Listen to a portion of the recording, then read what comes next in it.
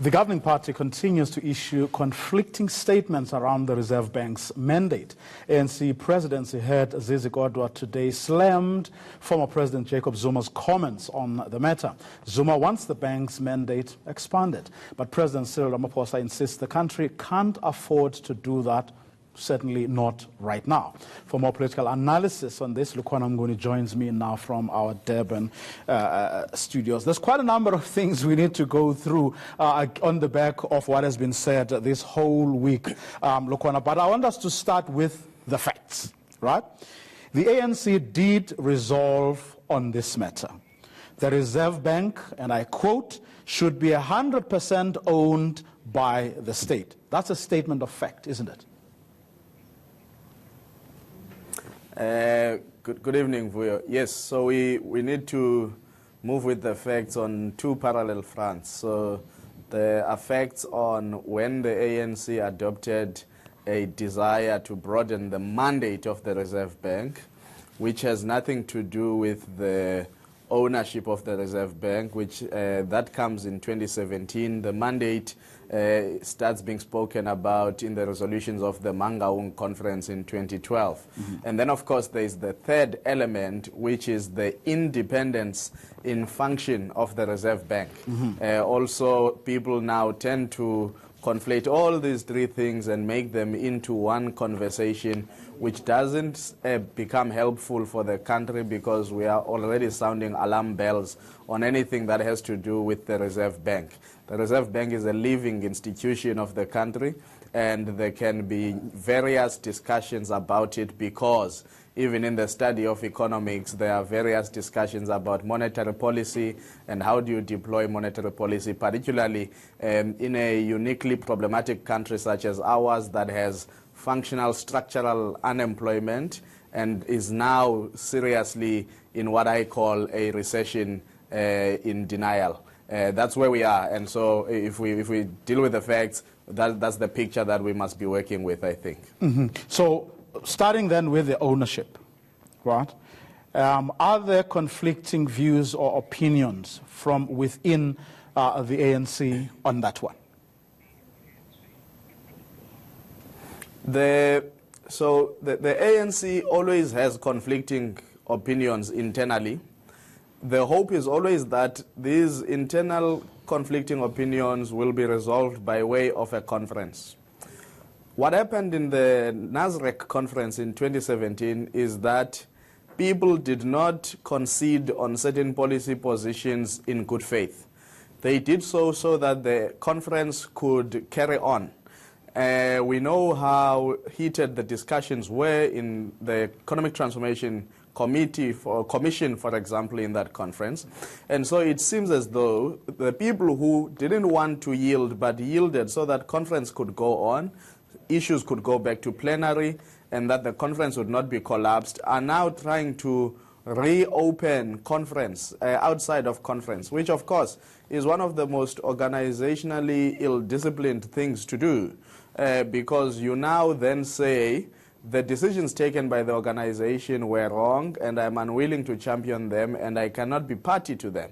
Because the manner in which we are even speaking about what has been happening this week, we talk about what Isma Khashule says, what Ramaphosa says, what Zuma says, but we don't talk about what is the ANC saying. The ANC speaks to society through its conference resolution. So they resolved on the Reserve Bank matter. The ANC speaks to the South African electorate through its manifesto. They inserted that promise in their election manifesto offering to society this year as part of the things that they would like to achieve to see the Reserve Bank moving beyond price stability and including such things as economic growth and employment in its mandate. So that's the fact of the ANC. That there is contradiction going on outside meetings and outside conferences, that's well and good.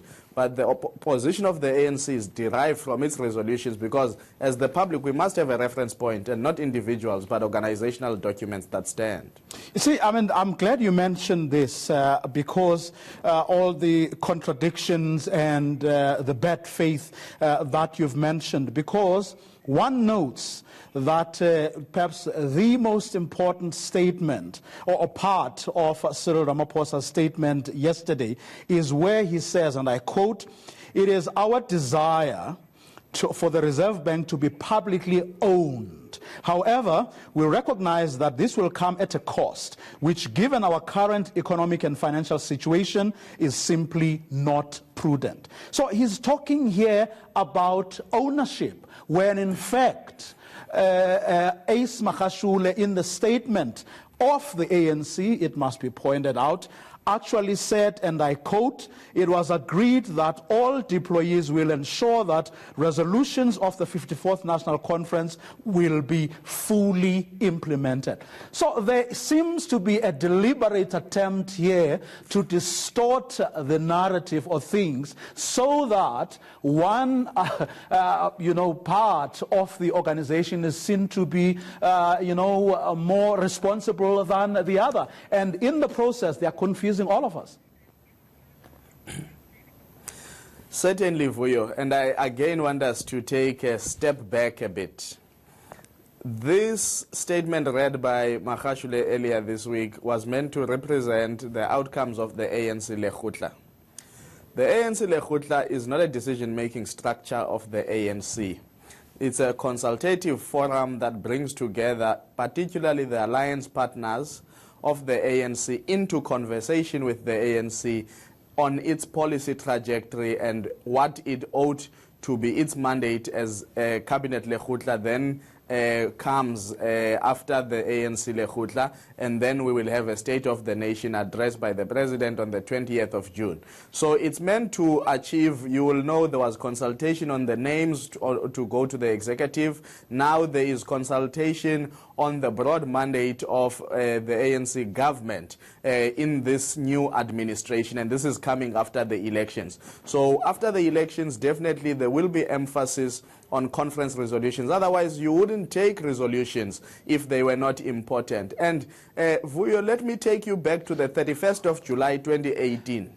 On that Tuesday evening, President Ramaphosa addressed the nation on what appeared to be something urgent. All that he wanted to do was to communicate a resolution of the ANC Lekgotla at that time, which had said the ANC is now reading the temperature in society that the constitution must be amended to explicitly provide for land expropriation without compensation.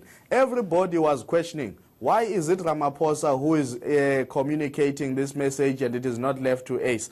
Various speculation happened. The opposing side, those who are on the fight back, forced him to do it. No, he wanted it to come from his mouth because he's more credible. But the point was that the decision taken by the ANC Lekgotla seemed to undermine a parliamentary process that had already kicked in, and the ANC was seen to be muzzling or emasculating that process. Now, the point I'm making with this is, for me, it's not surprising that the ANC Lekgotla could have, in actual fact, agreed on the mandate of the Reserve Bank, because the Lekgotla is wanting to please all forces that are there, including SACP but and COSATU, which have always been critical of the Reserve Bank. But therein lies the problem, because on the back of what you've just mentioned, the ANC then decided to strengthen its communication team so that what gets communicated to the public is a true reflection of discussions that will have taken place behind closed doors. Now the question then becomes,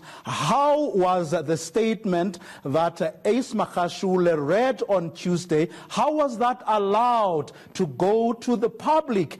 If, as you correctly point out, that Lekgotla was not supposed to have taken such a decision.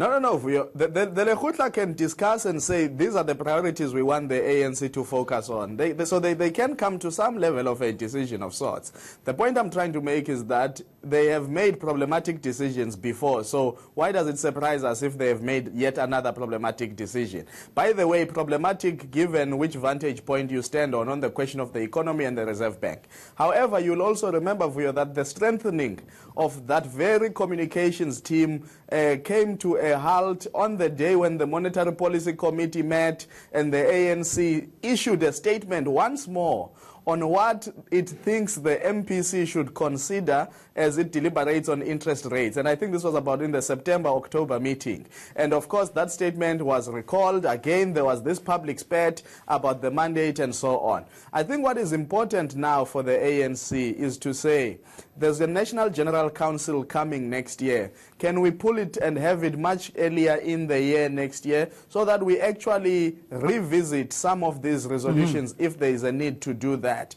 Because one thing that you can't allow is a situation where people who are undermining ANC resolutions are seen as progressives simply because those aligned to the resolutions of the ANC are not liked by some people who have access to set the agenda in the media. Okay. That cannot be allowed to happen because the ANC is going to make imperfect resolutions, and therefore we must allow it to live with those imperfect resolutions. What we must as society do is to try and say, where are the credible alternatives? But lastly, Vuyo, the other point that we need to visit is where is the